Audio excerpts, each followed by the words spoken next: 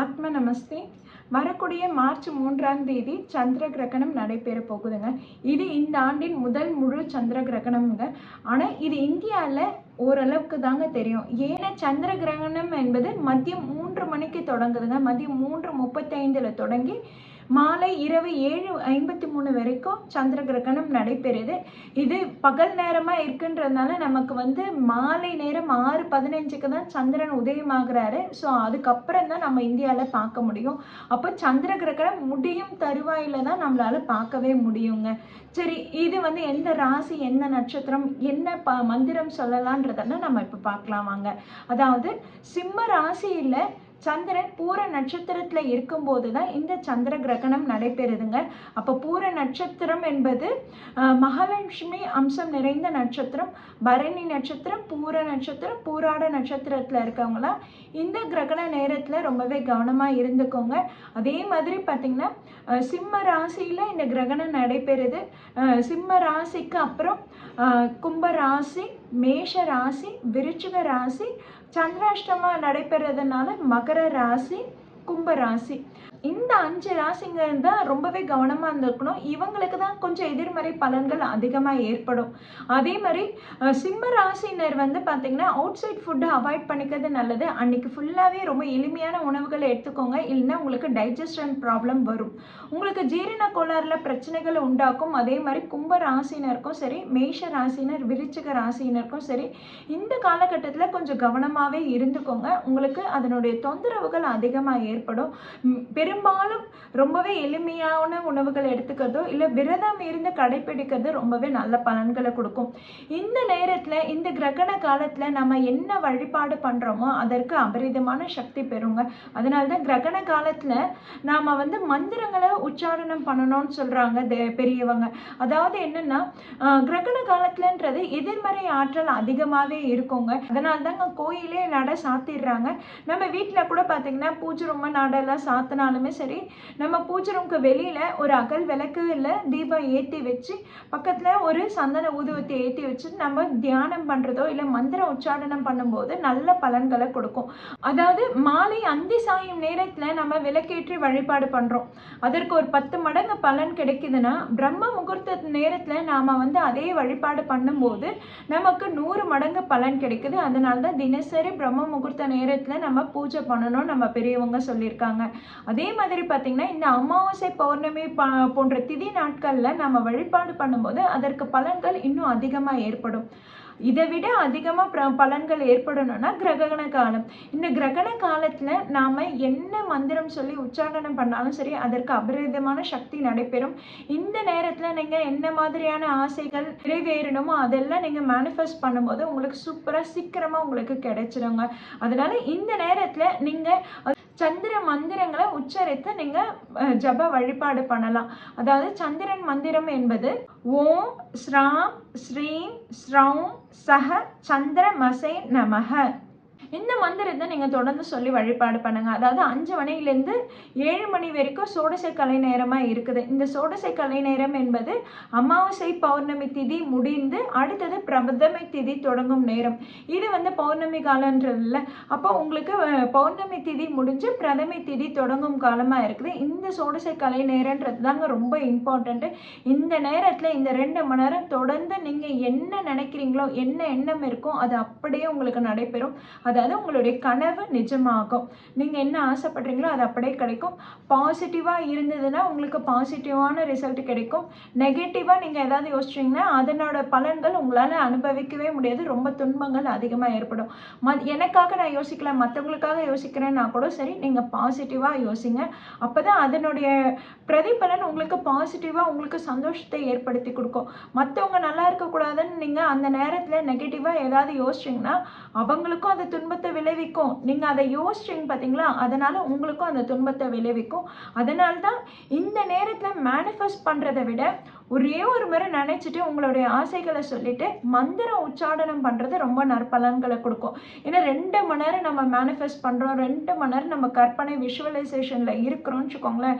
நம்முடைய அந்த எண்ணங்கள் சிந்தனைகள் மாறலாம். நம்ம என்ன நினைச்சிட்டு இருக்கோமோ அது வந்து ஒரு படமா வந்து நம்ம அதுல வேற ஏதாவது சீனை கூட கிரியேட் பண்ணிக்கலாம். நமக்கு வேண்டாதது, நமக்கு இருக்கிற பயம், நமக்கு இருக்கிற வெறுப்பு அதெல்லாம் கூட அதுல வெளிப்பட ஆரம்பிக்கலாம். ஏன்னா அது எதிர்மறை ஆற்றல் நிறைந்த நேரம்ன்றதுனால நம்ம கிட்ட கோபம், அழுகை, வெறுப்பெல்லாம் கூட வெளியேறும் காலமா இருக்குது. அதனாலதான் அந்த நேரத்துல மந்திர உச்சாடனம் மட்டும் பண்ணணும்னு சொல்றது. எவ்வளவு கோபம் இருந்தாலும் அத்தனையும் தவிர்த்துக்கிட்டு நீங்க மந்திர உச்சாடனம் பண்ணிட்டு நீங்க அமைதியா மெடிடேஷன்ல இருக்கீங்கன்னா உங்கள் எண்ணங்கள் எல்லாமே நிறைவேறுங்க. அதனால நான் சொல்லக்கூடிய அந்த சந்திரன் மந்திரத்தை சொல்லி நீங்க 2 மணி நேரம் மெடிடேஷன் பண்ணுங்க, 2 மணி நேரம் உச்சாடனம் பண்ணுங்க. அது உங்களுக்கு நல்ல பலன்களை கொடுக்கும். அதே மாதிரி இந்த கிரகண காலத்துல கர்ப்பிணி பெண்களோ அல்லது நோய்வாய்ப்பட்டு தொடர்ந்து மருந்து எடுத்துக்கிறவங்களும் கூட பார்த்தீங்கன்னா ரொம்பவே கவனமா இருந்துக்கணும். கண்டிப்பா நீங்க வந்து எளிய உணவுகளை எடுத்துக்கிறது நல்லதுங்க. தயிர் சாதம் எடுத்துக்கலாம். அதுவும் பார்த்தீங்கன்னா ரொம்பவே ஜீரணம் ஈஸியா ஆகக்கூடிய இட்லி, அதுக்கப்புறம் பார்த்தீங்கன்னா உப்மா இதெல்லாம் எடுத்துக்கலாம்.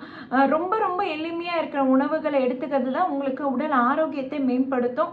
அதே மாதிரி அடிக்கடி மனக்குழப்பம் இருக்குது, ஓவர் திங்கிங் அதிகமா இருக்கிறவங்க பார்த்தீங்கன்னா இந்த நேரத்துல நீங்க பக்கத்துல ஒரு விளக்கேற்றி வச்சு அமைதியா நீங்க வழிபாடு பண்றது மட்டும்தான் நற்பலன்களை கொடுக்கும். அதே மாதிரி இந்த மாதிரி கிறிஸ்டல் கல் உங்ககிட்ட இருக்கு, இந்த மாதிரி ப்ரெசிஷியஸ் ஸ்டோன்ஸ் இருக்கு, நவரத்தினங்கள் இருக்கு, முத்து மாலை இருக்கு, ஜப மாலைகள் இருக்குன்னா கூட நம்ம கிரகண நேரத்துல அதுக்கெல்லாம் எனர்ஜைஸ் பண்ணி சக்தி ஊட்டிக்கலாம்.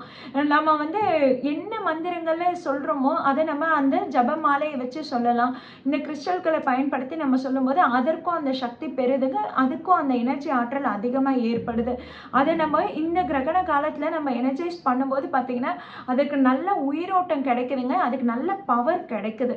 அதனால கிரகண காலத்துல இந்த மாதிரி கிறிஸ்டல் கல்லோ நவரத்தினங்களோ அல்லது ஜப மாலைகள் ருத்ராட்சம் வச்சிருந்தாலும் சரி, இதுக்கெல்லாம் நீங்க வந்து அதுக்கு ஆற்றலை பெருக்குங்க. நேர்மறை ஆற்றலை அதிகமாக பெருக்கும் போது உங்களுக்கு வாழ்க்கையிலையும் நல்ல நன்மைகள் நிறையவே நடைபெறும், அதை நீங்க பயன்படுத்திட்டு வரும்போது. சரிங்களா? சரி, நான் இப்போ ஒவ்வொரு ராசியினர் இந்த கிரகண காலத்துல முடிஞ்ச அப்புறம் என்ன மாதிரியான வழிபாடு மேற்கொள்ளலான்றது சொல்ல போறேன். அதாவது என்னன்னா கிரகண கால நேரத்துல வந்து நாம வந்து மந்திர உச்சாடனம் பண்றோம், நாம வந்து ஜபம் செய்யறோம், தியானம் பண்றோம், எல்லாமே பண்றோம்.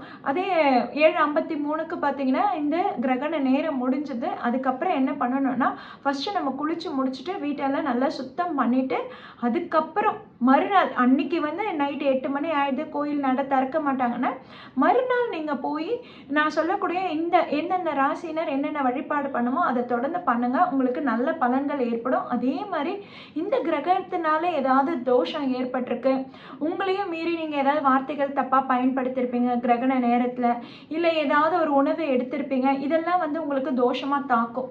சரிங்களா? அதனால எந்தெந்த ராசினர் என்னென்ன வழிபாடு பண்ணலான்றதை நான் இப்போ குறிச்சு வச்சிருக்கேன், அதையும் பார்த்துடலாம் வாங்க. அதாவது மேஷ ராசினர் என்ன பண்ணணும்னா உங்களுக்கு அருகில் இருக்க சிவபெருமான் கோயில்ல போய் உங்க பேர்ல நீங்க அர்ச்சனை பண்ணிக்கோங்க, அது ஒரு நல்ல பலன்களை கொடுக்கும். உங்களால கிரகண நாள் முடிஞ்ச அன்னைக்கே பண்ண முடியலனாலும் பரவாயில்ல, மறுநாள் நீங்க அதாவது மார்ச் 4ஆம் தேதி புதன்கிழமை காலையில போய் நீங்க சிவபெருமான் கோயில்ல உங்க பேர்ல அர்ச்சனை பண்ணிடுங்க. ரிஷப ராசினர் வந்து பாத்தீங்கன்னா மகாலட்சுமிக்கு வெள்ளை நிற மலர்களால நீங்க அர்ச்சனை பண்ணுங்க. மிதுன ராசினர் வந்து விஷ்ணு சஹஸ்ரநாமம் கேட்பதும் அல்லது லக்ஷ்மி சஹஸ்ரநாமம் கேட்பதும் உச்சாடனம் செய்வது ரொம்பவே நல்ல பலன்களை கொடுக்குங்க. அடுத்ததா கடக ராசினருக்கு அம்மன் கோயில் வழிபாடு தாங்க ரொம்ப நல்ல பலன்களை கொடுக்கும். அதே மாதிரி உங்களுக்கு அருகில் நீர்நிலையை சார்ந்த கோயில் எதுவா இருந்தாலும் கடகராசினர் அங்க போய் வழிபாடு பண்ணி அர்ச்சனை பண்ணிட்டு வாங்க, உங்களுக்கு அது தோஷத்தை எல்லாமே நீக்குங்க. அதனால கடகராசினர் எப்பவுமே சரி நீங்க நீர்நிலையும் சார்ந்த அம்மன் கோயில் வழிபாடு பண்ணுங்க, உங்களுக்கு நல்ல பலன்களை ஏற்படுத்தி கொடுக்கும். அடுத்ததான் சிம்ம ராசினர். சிம்ம ராசினர் உங்க கிரகத்துல தான் உங்களுடைய வீட்டுல தான் வந்து இந்த சந்திர கிரகணம் நடைபெறுது. கண்டிப்பா நீங்க வந்து கிரகண தோஷ நிவர்த்தி பண்ணிக்கணும். அதாவது என்னன்னா சிம்ம ராசினர் வந்து சூரிய நமஸ்காரம் பண்ணணும். அடுத்ததா பாத்தீங்கன்னா சிவன் கோயிலுக்கு போய் அர்ச்சனை பண்ணிட்டு வர்றது நல்லது. மகாலட்சுமி மகாலட்சுமி அம்சம் நிறைந்த பெருமாள் கோயிலுக்கு போய் நீங்கள் வந்து துளசி மாலை வழிபாடு பண்ணிட்டு வர்றதும் ரொம்பவே நல்ல பலன்களை கொடுக்குங்க. கன்னி ராசினர் வந்து பார்த்தீங்கன்னா எளிமையான தயிர் சாதத்தை தானமாக கொடுத்துட்டு வாங்க. பெருமாள் கோயிலுக்கு போயிட்டு வழிபாடு பண்ணுங்க. உங்களுக்கு இந்த கிரகண நேரத்தில் ஏதாவது தோஷம் ஏற்பட்டிருந்தாலும் அது எல்லாமே விலகிடும்.